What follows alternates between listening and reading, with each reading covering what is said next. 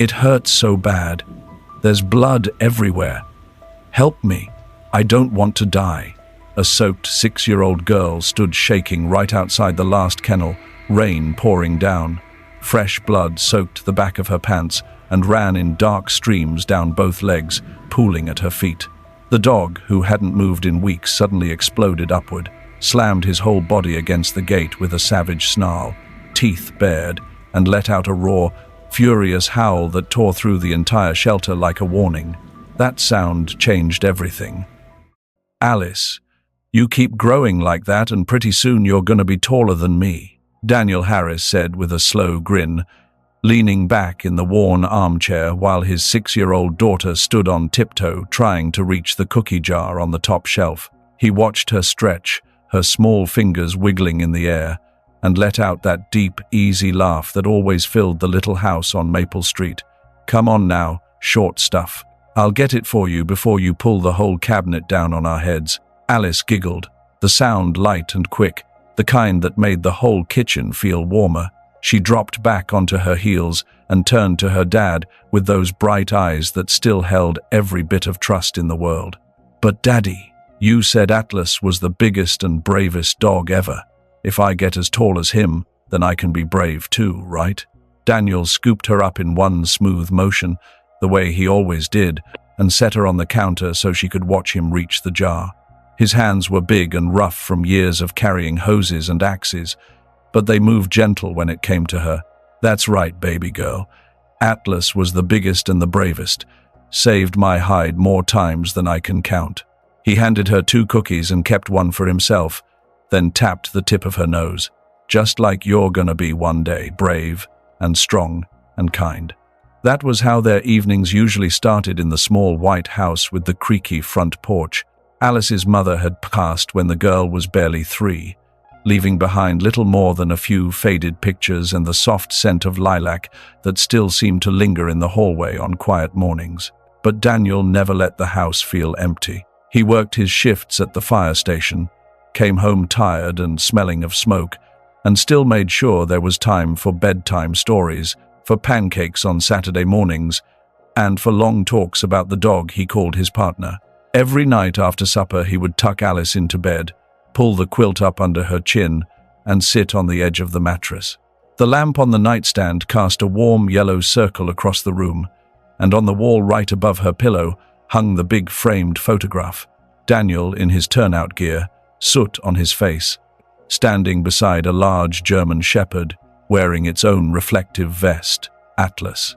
The dog's eyes looked straight at the camera, steady and sure, like he knew exactly what he was there for. "Tell me again, Daddy," Alice would whisper, already half asleep but fighting to stay awake just a little longer. "Tell me about the big fire." Daniel would run a hand through her dark hair, slow and steady, the same way he used to calm the horses back when he was a rookie. "Well, that night the warehouse was burning hotter than anything I'd ever seen. Flames were jumping 20 feet in the air. I was inside looking for anybody trapped, and the smoke got so thick I couldn't see my own hand. That's when Atlas came pushing through. He grabbed my jacket in his teeth and pulled me back just before the ceiling came down. Saved my life, that dog did. He always knew when things were about to go bad."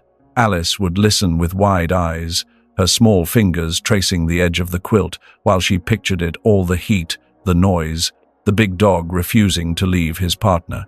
Those stories sank deep into her heart. She never met Atlas in person, but she felt like she knew him anyway. He was part of their family, even if he lived somewhere else now that Daniel had retired. She started noticing every dog in the neighborhood, stopping to pet them gently, talking to them in the same quiet voice her dad used.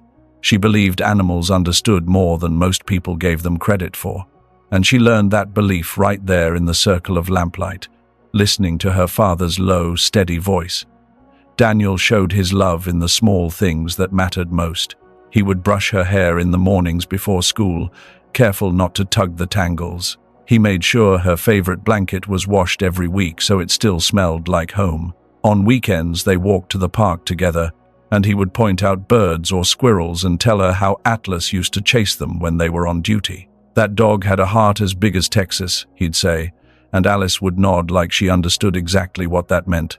Life felt safe then. The house was small, the furniture second-hand, but it was full of laughter and the smell of coffee in the mornings, and the sound of Daniel humming old country songs while he fixed supper. Alice never worried about tomorrow because her dad was right there, solid as the oak tree in the backyard. He was her hero, plain and simple, the man who ran into burning buildings and still came home every night to read her stories. Then, one ordinary Tuesday afternoon, everything changed. Daniel had just finished mowing the lawn. He walked into the kitchen, wiped sweat from his forehead, and smiled at Alice, who was coloring at the table. "Hey, kiddo, you want to help me grill some burgers tonight?" He took one step toward the fridge, then stopped. His hand pressed against his chest. The smile slipped away. He looked surprised more than anything, like whatever was happening wasn't supposed to be part of the plan. "Alice, call 911, he managed to say, his voice suddenly thin. She dropped her crayon and ran to the phone the way he had taught her, but by the time the ambulance arrived, it was already too late. The doctors called it a massive heart attack. Just like that, the man who had faced down flames for 20 years was gone, and the little white house on Maple Street went quiet in a way it had never been before. The next days blurred together, people in dark clothes, hushed voices, casseroles left on the counter that Alice couldn't eat. Relatives she barely knew talked in the living room about what to do with the girl. She sat on the stairs in her black dress, knees pulled up, listening, but not really hearing. The big photograph of Daniel and Atlas still hung on her bedroom wall, but now it felt different. It felt far away. A week after the funeral, a social worker and an Aunt Alice had met only twice, drove her out of town to a different neighborhood on the edge of the city. The houses there were closer together, the yards smaller, and the air smelled like diesel from the highway nearby. Alice clutched the small wallet-sized copy of the photograph her father had given her months earlier, the one that showed just him and Atlas standing side by side. She held it tight in her pocket the whole ride, like it was the last warm thing left in the world. She didn't know it yet, but the safe, gentle life she had known was over. The new one that waited for her would be colder than any fire her father had ever fought. The house on Elmwood Drive was nothing like the little white one on Maple Street. It was bigger, sure, but the walls felt thin and the lights stayed dim even in the daytime. Aunt Linda and Uncle Ray had 2 teenagers of their own, who mostly stayed in their rooms with headphones on. Nobody smiled when Alice walked through the front door carrying the one suitcase the social worker had helped her pack. Aunt Linda looked her up and down that first afternoon, arms crossed over her chest. "Well, you're smaller than I remembered," she said, not unkindly, but not kindly either. "We'll fix you a spot in the back room. Don't touch anything that ain't yours and stay out of the way. We got enough mouths to feed already." Alice nodded because she didn't know what else to do. She learned fast that stay out of the way was the most important rule in this house. If she left her shoes by the door, Aunt Linda would snap at her for making a mess. If she asked for a second helping at supper, Uncle Ray would grunt that food wasn't free. The smallest thing, spilling a little milk, forgetting to turn off a light, brought sharp words and sometimes worse. The first time Aunt Linda hit her, it was over a broken glass. Alice had been trying to help clear the table the way she used to do for her dad. Her hands were still small and clumsy, and the glass slipped. It shattered across the linoleum with a loud crack. Aunt Linda's face went tight. She grabbed Alice by the arm, hard enough to leave fingerprints, and slapped her across the cheek. The sting lasted longer than the sound. "You think we got money to waste on your clumsiness?" Aunt Linda said, voice low and angry. "Your daddy might have spoiled you rotten, but that ends here. You're a guest in this house, and guests don't break things." Alice didn't cry out loud. She learned that night that crying only made things louder and longer. Instead, she went to the small room. They gave her the one with the single bed and the cracked window that let in cold air, and pressed her face into the thin pillow until the shaking stopped. The next morning she wore a long-sleeve shirt even though it was warm outside, because the bruise on her arm was already turning purple. The beatings didn't happen every day, but they happened often enough that Alice started waiting for them. She moved through the house like a shadow, shoulders hunched, eyes on the floor. She stopped asking questions. She stopped smiling. The bright little girl who used to giggle at her father's jokes disappeared inside, somewhere quiet and dark. At school, she sat in the back row and never raised her hand. The other kids left her alone, and that was fine with her. Trusting people had started to feel dangerous. Every night after the house went quiet, Alice would pull out the small photograph from under her pillow. It was the only thing she had left from her real life, the picture of her dad in his fire gear standing next to Atlas. She would hold it close to her face under the covers and whisper the same words every time. "Daddy, I miss you so much. Atlas, if you're still out there, I hope you're okay. I wish you could come get me. I'm trying to be brave like you both, but it's really hard here." Sometimes she talked to the picture for a long time, telling it about the slap that day or the way Aunt Linda had called her a burden again at supper. The words came out soft and slow, the way her father used to speak to her. She never raised her voice above a whisper because she was afraid someone would hear and take the picture away. That little rectangle of paper was the only thing that still felt warm.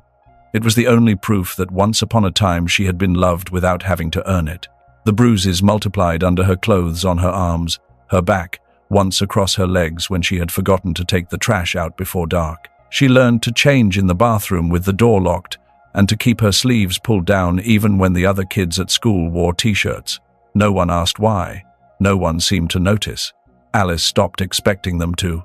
Inside, something in her started to fold up tight. She didn't trust voices that sounded nice anymore. She didn't believe smiles that came too quick. The world had shown her that safety could disappear in the space of one heartbeat, and the people who were supposed to take care of her only made the hurt worse. She grew quieter and smaller in her own skin, moving through the days like someone waiting for the next blow to fall. But deep down, underneath all the fear and the silence, a small, stubborn hope stayed alive. She kept thinking about her father's stories. She kept thinking about Atlas, the big, brave dog who never left his partner behind, no matter how hot the flames got. Alice didn't know where Atlas was now, or if he was even still alive. She only knew that if a dog could be that loyal, maybe somewhere there was still someone or something that could understand her without making her earn it first.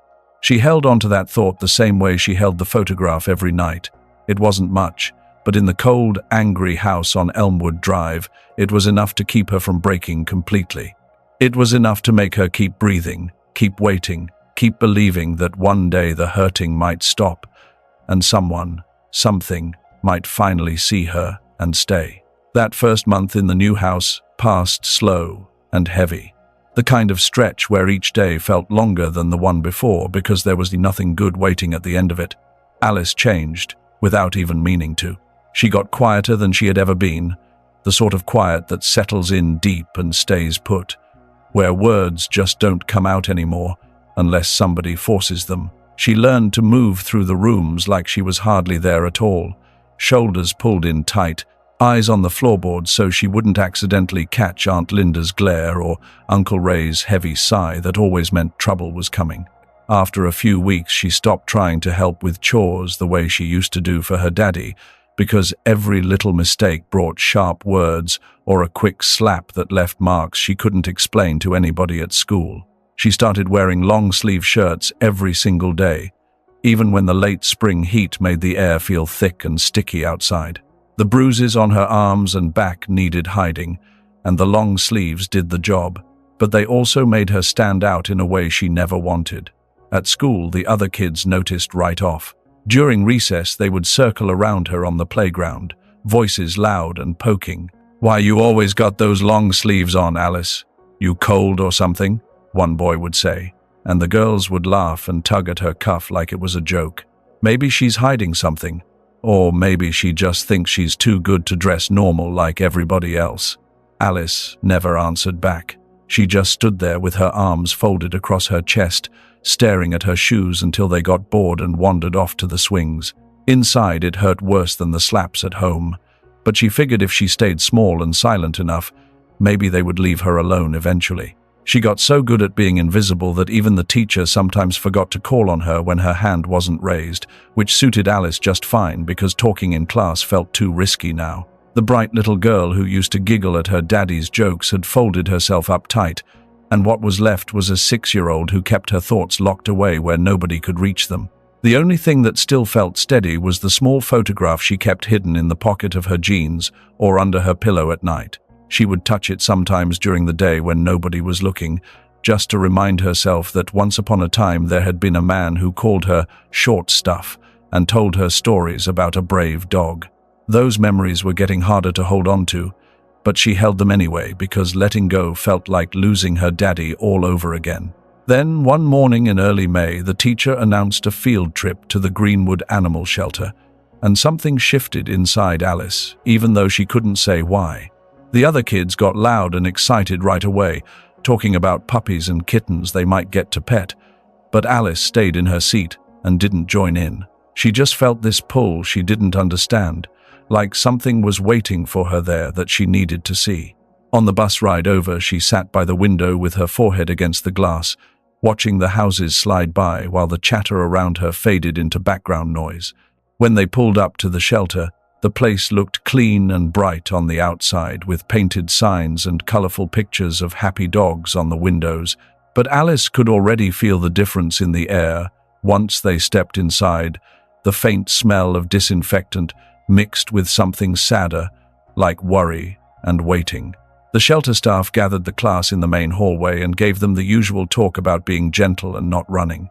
Then, one of the younger volunteers pointed down the long row of kennels and said in a firm voice, "Now listen up, kids. There's one dog at the very end you need to stay away from. He's real mean, been known to growl and snap if anybody gets too close. We don't want anybody getting hurt, so just look from a distance if you have to, okay?" Most of the children nodded and then scattered off toward the front pens where the playful puppies were jumping against the gates and yipping like it was the best day ever. Alice hung back, while her classmates laughed and pointed and tried to get the little dogs to lick their fingers through the wire. She felt her feet moving on their own, carrying her slowly down the concrete aisle toward the far end, where the lights seemed dimmer and the noise from the other animals grew quieter. The last kennel sat off by itself, tucked in a corner where the sunlight barely reached. Inside, a big dog lay pressed against the back wall, so thin you could count every rib under the patchy fur. His coat was matted and dull. He didn't lift his head when she stopped outside the gate. He didn't even twitch an ear. His eyes stayed half-closed and empty, the kind of look that made you wonder if he had already given up on the world. People walking past would glance in, shake their heads, and keep going, whispering about how mean he must be to end up all alone back here. But when Alice looked straight at him, something felt different. His eyes weren't angry or scary like the staff had warned. They were just tired and sad, like he was searching for something he used to know but couldn't quite find anymore. That familiar pull got stronger, tugging at her chest the same way her daddy's stories used to when he talked about his old partner. Alice didn't think about the warning or the other kids or even the risk of getting in trouble. She reached out, lifted the latch on the gate real slow so it wouldn't make a loud noise, and stepped inside. She left the gate cracked open behind her in case she needed to back out quick, then sat down on the cool floor a few feet away from the dog, giving him plenty of room. From her pocket, she pulled out a small piece of the granola bar she had saved from her lunch on the bus. She held it in her open palm, not pushing it toward him, just letting it sit there while she waited quiet and patient like her daddy used to wait for scared animals on the job. For a long minute, nothing happened. The dog stayed still. Then, slow as the last light of day, he lifted his head. His nose twitched once, twice, catching the scent. Those empty eyes focused on her for the first time, and something passed between them that Alice couldn't name but felt deep in her bones. He leaned forward inch by inch until his muzzle touched her hand, and he took the bit of food gentle, like he was afraid it might disappear if he moved too fast. He chewed once and swallowed, then looked at her again as if he couldn't quite believe what had just happened. Right then, a sharp gasp came from the hallway. One of the shelter volunteers, a young woman with a name tag that said Sarah, came running up so fast her shoes squeaked on the concrete. Her face went pale and her eyes got wide. "Oh my Lord," she said, voice cracking with surprise. It's eating! That dog is eating right out of the little girl's hand!" We've tried everything for days, different bowls, different food, even hand feeding from us grown folks, and he wouldn't even lift his head for anybody. "Look at him go." Sarah waved frantically for the other staff, and pretty soon 3 more adults were standing outside the kennel, mouths open like they were watching something they couldn't explain.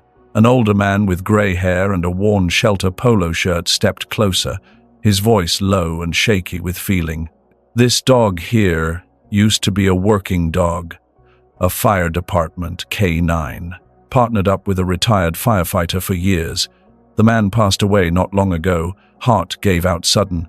After that, the dog just shut down, stopped eating, wouldn't hardly move. We found him weeks later on the side of the highway, half-starved and ready to quit. We thought we couldn't save him this time, never seen a dog grieve so hard." The pull inside her chest felt stronger than ever. She reached into her pocket again, fingers closing around the small photograph she carried everywhere. She pulled it out slow, looked at the image of her father in his turnout gear standing beside the big dog with the steady eyes, then looked back at the thin animal in front of her. Her voice came out soft and a little shaky, but clear enough for everyone to hear. "The dog's name is Atlas, isn't it?" The whole group of adults went dead quiet for a second. They stared at the little girl, then at the photograph in her small hand, then back at the dog. Their faces changed all at once, eyes widening, mouths opening a little wider, like they had just heard something they could not believe. The older man with the grey hair and worn shelter polo shirt rubbed a hand over his face, his voice dropping low and thick with feeling. "Well, I'll be darned. That picture, that's Daniel Harris right there. And that dog is Atlas, his old K9 partner from the fire department. The man passed away not long ago. Heart gave out sudden. After that, Atlas just shut down, stopped eating, wouldn't hardly move. We found him weeks later on the side of the highway, half-starved and ready to quit. We thought we couldn't save him this time. Never seen a dog grieve so hard." He paused, looking straight at Alice, his eyes getting misty. The other staff members stood there frozen, shaking their heads slowly, some of them putting a hand to their chest like the air had suddenly gotten heavier. One woman wiped at her eyes real quick and muttered, "Lord have mercy. What are the chances?" Nobody raised their voice, but the quiet in that corner of the shelter felt full of something warm and sad, all at the same time. They had seen a lot of broken animals come through these doors, but this moment hit different. A 6-year-old girl who had lost her daddy and the dog who had lost his partner, finding each other like this. It was the kind of thing that made grown folks who worked with hurt animals every day stop and feel it in their own chests. Atlas let out a soft whimper, the first sound anybody had heard from him in weeks. He stretched his neck and licked the edge of Alice's fingers once, gentle as could be. Then his tail gave the smallest wag against the concrete floor, weak, but real, the first time it had moved since he came to the shelter. The older man let out a little gave breath and nodded, almost like he was agreeing with something he couldn't quite put into words. "That dog knew you the second you walked up. He knew exactly who you were." Alice didn't say anything else right away. She just sat there with the photograph still in her lap, feeling the knot in her chest loosen a little more. The hurting didn't go away, but for the first time since her daddy died, it didn't feel quite so heavy. The adults kept talking in low voices outside the gate, making notes and glancing back at her every few seconds. But their voices had changed. They sounded softer now, like they understood something big had just happened in this dim corner of the shelter. Alice stayed a little longer, letting the quiet stretch between her and Atlas the same way she used to sit with her daddy on the porch steps after a long day. She didn't know what would happen next, but right then she felt seen in a way she hadn't felt in months, and that was enough to keep her hoping through the rest of the afternoon. After that day, the shelter staff made a quiet arrangement with the school so Alice could come back every afternoon once classes let out.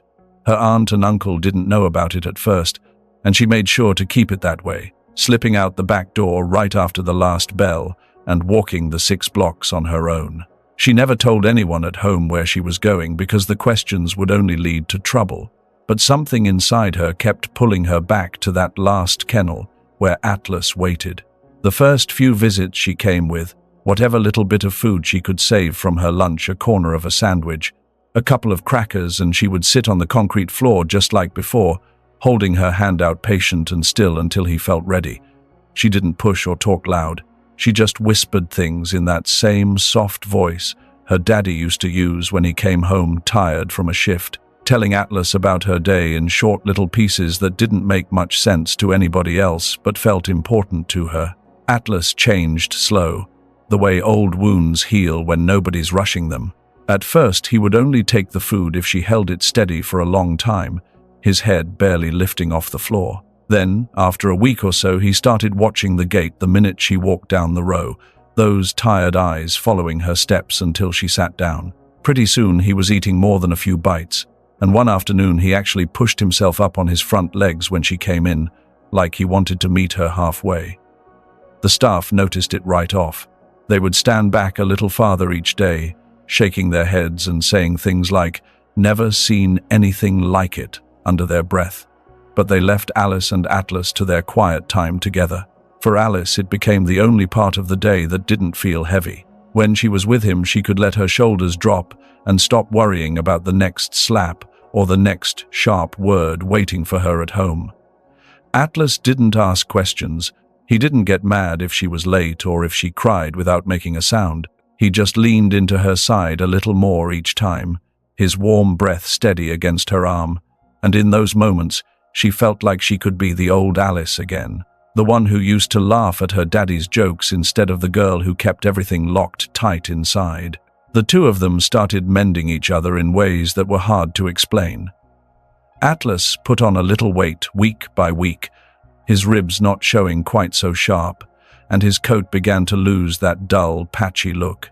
He would stand all the way up now when she arrived, and even give a slow wag of his tail that got stronger every time. Alice felt it too. The knot in her chest that had been there since her daddy died eased up more and more, not gone but not choking her the way it used to. Atlas became the one safe place where she didn't have to be invisible. She could talk to him about the kids at school who teased her about the long sleeves or about how tired she got of walking on eggshells at home, and he would just listen with those steady eyes that reminded her so much of the stories her daddy used to tell. It wasn't loud or fancy, just two broken souls sitting together day after day, each one giving the other a reason to keep trying. But the hurting at home never let up. It only got worse the longer Alice tried to keep her secret visits hidden. Aunt Linda had started watching her closer, suspicious of the way the girl sometimes came home later than usual with mud on her shoes or a look in her eyes that wasn't quite as empty as before. One Thursday afternoon, the trouble boiled over in a way that left Alice shaking even before she left the house.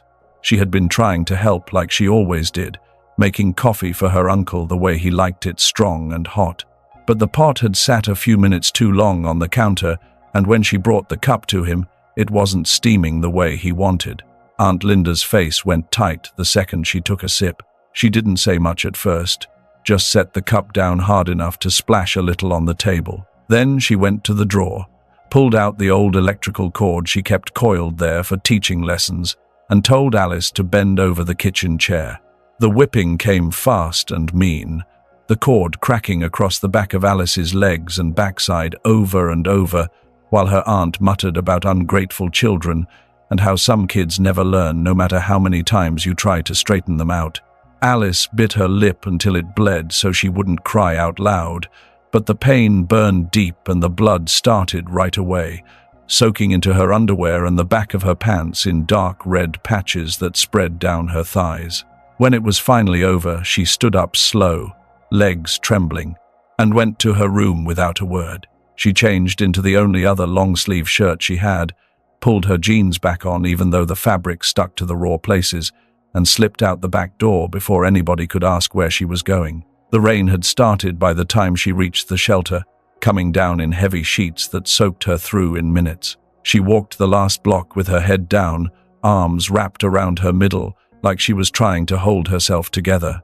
When she finally stepped into the kennel area, her shoes left wet tracks on the concrete, and her whole body shook from the cold and the pain. Atlas was already watching the gate.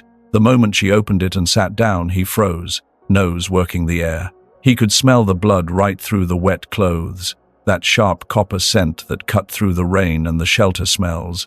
His ears flicked back and his body went stiff for just a second before he pushed himself up faster than he had in weeks. Alice curled forward, arms tight around her stomach, the tears mixing with the rain still dripping from her hair. The words came out broken and small, the kind of whisper a scared 6-year-old uses when the world feels too big and too mean. Atlas, it hurts so bad this time. She hit me with the cord because the coffee wasn't hot enough for Uncle Ray.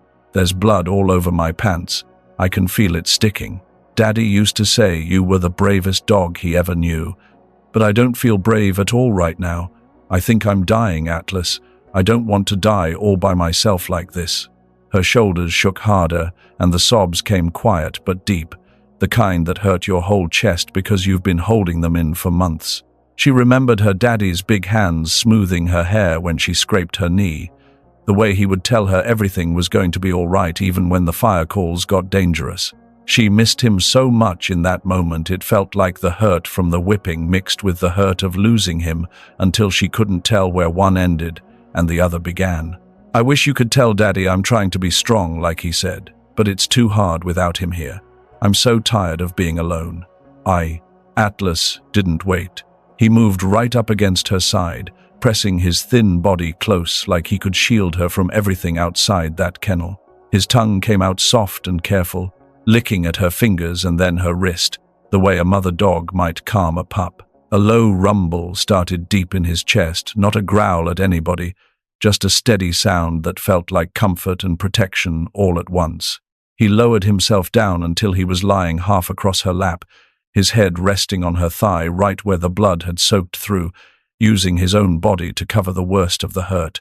He stayed there, breathing slow and warm against her, his tail giving small, steady thumps against the floor like he was saying he wasn't going anywhere.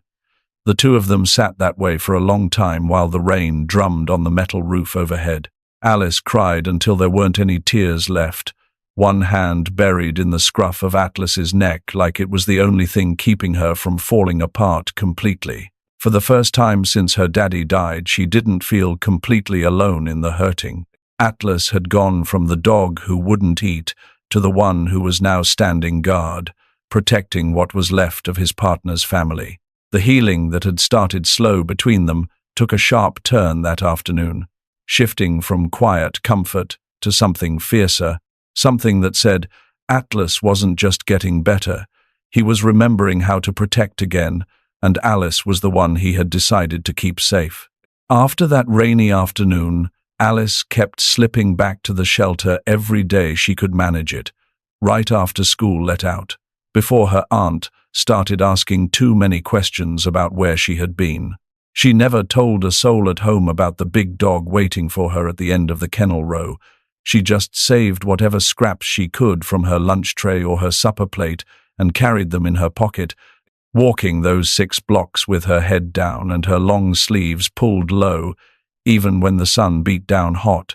Each visit felt like the only steady thing left in her world. She would sit on the cool concrete floor just inside the gate, talking in that same soft voice her daddy used to use when he came home from a long shift, telling Atlas about the kids who teased her at recess or the way her aunt's voice got sharp when the coffee wasn't right. She never rushed him. She held out the food in her open palm and waited until he felt like taking it, and little by little he did more than just eat.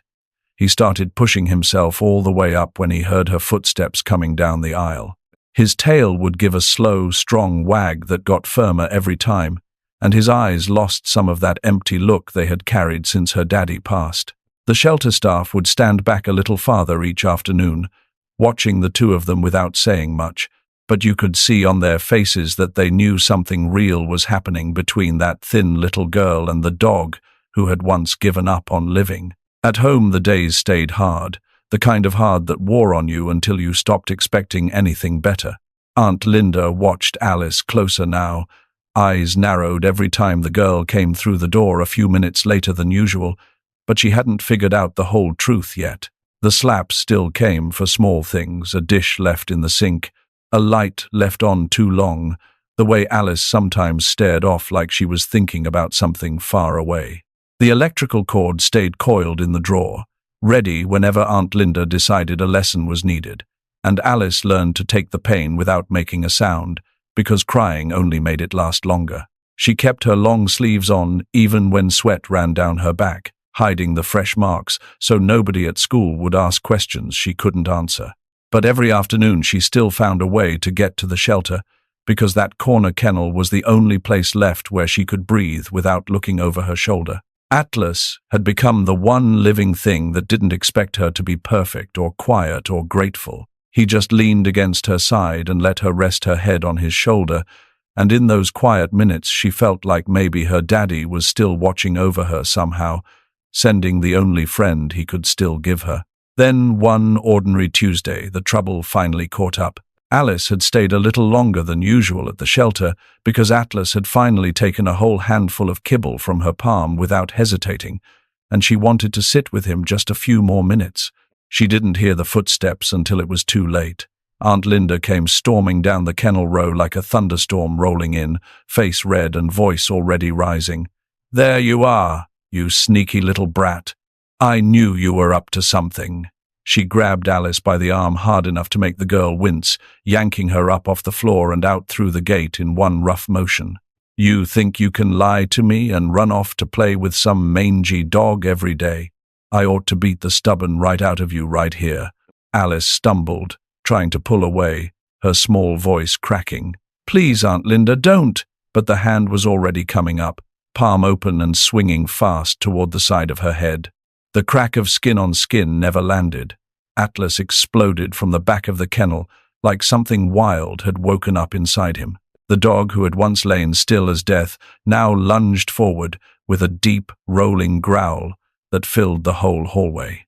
He hit the end of his reach and kept going, teeth flashing as he clamped down on Aunt Linda's forearm, not tearing but holding tight enough to stop the swing cold. His body shook with the force of it, ears flat, eyes locked on the woman who was hurting the only family he had left. Aunt Linda screamed, trying to shake him off, but Atlas held on, growling low and steady like he was saying this time he wasn't backing down. The shelter staff came running from every direction, voices overlapping in panic. They grabbed leashes and towels, pulling Atlas off as gently as they could while he still snarled and snapped to keep the woman away from Alice. One older volunteer knelt beside the girl, checking her quickly for injury, while another helped Aunt Linda wrap a towel around her arm where the bite had broken the skin just enough to draw blood. The aunt was already yelling loud enough for the whole building to hear. "That dog is vicious. He attacked me for no reason. You people let a dangerous animal run loose, and now look what happened. I'm calling the police and I'm suing this place for everything it's worth if you don't put that monster down right now." She dragged Alice out of the shelter by the wrist so hard the girl's feet barely scraped the ground, and the whole way to the car, Aunt Linda kept hissing threats under her breath about what happened to sneaky little liars who thought they could get away with anything. The drive home was dead quiet except for the sound of the aunt's knuckles cracking on the steering wheel every few blocks. When they pulled into the driveway on Elmwood Drive, Aunt Linda didn't even wait for the engine to stop. She yanked Alice out again, marched her straight up the 3 flights of stairs to the small back bedroom, and shoved her inside so hard the girl stumbled and hit the edge of the bed. Before Alice could catch her balance, the first slap landed across her face, then the second, then the electrical cord came out of the drawer and the beating started in earnest. Aunt Linda didn't say much at first, just swung that cord again and again across the girl's back and legs and backside, each strike harder than the last, because this time it wasn't just about the coffee or the chores. This time it was about the dog and the sneaking, and the way Alice had looked at her like she still had some fight left. Alice tried not to cry out loud. She had learned that only made it worse, but the pain built until her legs gave out and she crumpled to the floor. The last thing she remembered was the cord whistling one more time before everything went black. She woke up hours later on the bare floor, the room dark, her whole body throbbing like one giant bruise. Her mouth was dry and her stomach cramped so bad she curled into a tight ball around it. No supper had been left, no water, nothing. The door stayed locked from the outside. Aunt Linda had decided that starving the girl out was the best way to make sure the lesson stuck this time. Alice lay there all night and all the next day, drifting in and out, too weak to stand, too scared to call out. Every time she tried to move, the welts on her back pulled tight and sent fresh waves of pain through her. She kept the little photograph clutched in her fist under her shirt, the only thing that still felt warm, and whispered to it when the hurting got too loud in her head. "Daddy, Atlas is gonna die because of me. I'm sorry, I wasn't brave enough." Meanwhile, Aunt Linda wasted no time. She drove straight to the shelter the next morning with her arm wrapped in a bandage she had made look worse than it was, and she raised enough hell in the front office that the manager had to call the director in. She told them the dog was vicious, that it had attacked her without warning, that the shelter was negligent for letting a dangerous animal anywhere near children. She threatened to sue them for every penny they had, and to go to the newspaper if they didn't put the dog down immediately. The staff tried to explain what they had seen with Alice, but Aunt Linda just laughed a short, ugly laugh and said, "That girl lies about everything. She's been nothing but trouble since the day she got here. You put that dog down or I'll make sure this place gets shut down." By the end of the day, the paperwork was started. Atlas was scheduled for euthanasia at the end of the week, unless something changed fast. The shelter staff looked sick about it, but the rules were the rules when a dog had bitten someone and the owner was pushing hard. That same evening, Aunt Linda came upstairs with a plate of cold leftovers she set just inside the door like she was feeding a dog. She stood over Alice, who could barely sit up, and smiled in a way that made the girl's stomach turn worse than the hunger. "You hear that? They're putting your precious dog down in a few days. Nice and quiet, just like he deserves. And if you ever think about sneaking out or telling anybody anything again, you'll end up the same way, quiet and gone. You understand me?" She waited until Alice gave the smallest nod, then locked the door again and went downstairs, humming like she had just won a prize. Alice lay there in the dark for another whole day, the hunger gnawing at her until she felt lightheaded and weak. The welts on her back had started to scab over, but the pain was still sharp every time she breathed too deep. She kept thinking about Atlas in that kennel, waiting for her, not knowing what was coming. The thought hurt worse than any beating. Around 2 in the morning on the second night, she crawled to the window even though her legs shook and her broken spirit felt like it might snap completely. She pushed it open, tied the thin sheet to the radiator the best she could with her sore hands, and climbed out onto the narrow ledge, 3 stories above the concrete. The wind caught her, and she almost slipped right then, but she kept picturing Atlas's face when he had first eaten from her hand, and she kept going. The sheet tore halfway down. She fell the last 12 feet, landing hard on her left arm again with a fresh crack that made her see stars. This time the pain was so bad she almost passed out on the driveway, but she bit through her lip until it bled and forced herself up. She cradled the arm against her chest, the old bruises screaming under her long sleeves, and started running through the empty streets toward the shelter.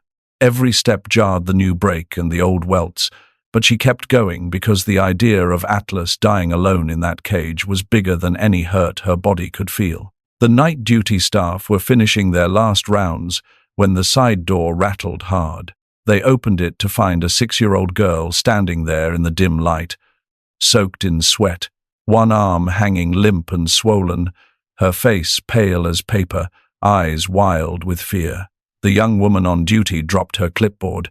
"Oh my God, honey, what happened to you?" Alice pushed past her into the hallway, voice hoarse and cracking from 2 days without food or water. "Please, don't kill Atlas. He didn't do anything wrong. He was only trying to keep me safe from my aunt. She hits me all the time. She used the cord again and again, until I passed out, and then she locked me up and didn't give me anything to eat for 2 days.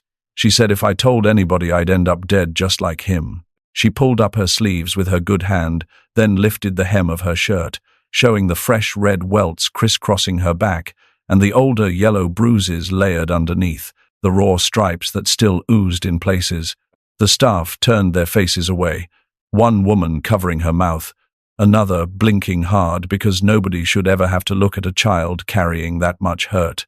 The night supervisor picked up the phone right there and dialed the police while another staff member wrapped Alice's arm in a clean towel and sat her down gentle on a bench. "You stay right here, sweetheart. Nobody's touching that dog tonight. We're fixing this right now." The police came fast after that, and the truth finally came out under the bright lights of the shelter office. Aunt Linda was picked up before morning, still insisting she had done nothing wrong. But the pictures of Alice's body and the statements from the shelter staff were enough to start the whole process moving. Alice was taken into the child protection system that same night, and for the first time in almost a year she slept in a bed where nobody yelled or raised a hand. The couple who ended up taking her in lived just 3 blocks from the shelter in a small yellow house with a wide front porch and a fenced yard. They had raised 3 kids of their own who were grown now, and they had always kept a couple of rescue dogs around the place. When the social worker brought Alice over, the wife took one look at the girl's tired eyes and the cast on her arm and said, "Well now, you look like you could use some quiet and a good supper. And I hear there's a special dog who needs a home too." They filled out the papers for both of them the next week. Atlas came home the same day Alice did, limping a little from all the years of grief, but walking right beside her like he had never been anywhere else. The couple never asked too many questions at first. They just let the 2 of them settle in together, giving Alice space when she needed it, and letting Atlas sleep at the foot of her bed every night. 2 years passed, the way good years sometimes do, slow and steady and full of ordinary things that start to feel like miracles when you have lived through the bad ones. Alice turned 8 in the spring, and the girl who once kept her eyes on the floor now laughed out loud when the neighbor kids came over to play in the yard. She still wore long sleeves, sometimes when the weather turned cool, but now it was because she liked the soft flannel ones her new mum bought her, not because she was hiding anything. At school, she raised her hand in class and told stories about Atlas during show and tell, her voice clear and steady. The other children wanted to meet him, and on weekends they would come by the yellow house and throw a ball for the big dog who had once been too broken to stand up. Atlas had filled out strong and healthy, his coat shiny again and his eyes bright. He walked Alice to the corner every morning when she left for school and was waiting on the porch when the bus dropped her off in the afternoon, tail wagging like he had been counting the hours. He still slept at the foot of her bed, and sometimes in the middle of the night Alice would reach down and rest her hand on his head, the way she used to do in the shelter. He never left her side when strangers came around. One low growl was usually enough to make them keep their distance, but around the family he was gentle as could be, letting the younger foster kids who sometimes stayed over climb all over him like he was a big, furry couch. The couple who took them in never made a big fuss about it, but they understood what they had been given.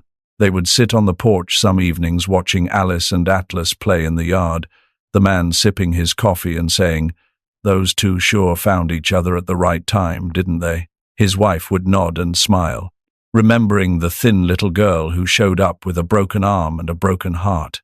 They never replaced the family Alice had lost, but they gave her something just as good, a safe place where she could grow up without looking over her shoulder. And a dog who had once guarded her daddy now guarded her with the same steady loyalty. In the end, Atlas found a reason to keep living, and Alice found a family that didn't make her earn every bit of love. They had saved each other in the plainest way possible, one quiet afternoon at a time, one act of protection at a time, until the hurting finally loosened its grip and left room for something better. The big dog and the little girl who once sat together on a cold shelter floor now walked side by side through ordinary days that felt like the best kind of miracle, the kind that happens when 2 broken hearts decide they are stronger together. This is a fictional story, created to reflect real emotions and real issues that exist in our world today. Alice and Atlas are not real people, but what they went through, loss, loneliness, and abuse, are things many children silently face every day. The story is meant to remind us of something important. Children should never have to earn love through pain, and no child should ever feel unsafe in a place they call home. Sometimes, The signs are quiet: a child who suddenly becomes withdrawn, who hides behind long sleeves, who stops speaking or trusting. Those signs matter. They should never be ignored. At the same time, this story also shows that healing is possible. Kindness, patience, and even the presence of one loyal companion can begin to mend what was broken. And sometimes, all it takes is one person to notice, to listen, and to step in at the right moment to change a life forever. If this story touched you, take a moment to share your thoughts. A comment, a like, or simply passing this story along could help raise awareness about protecting children and recognizing silent suffering. Because no child should ever have to go through the darkness alone, and someone out there might need to be seen, just like Alice.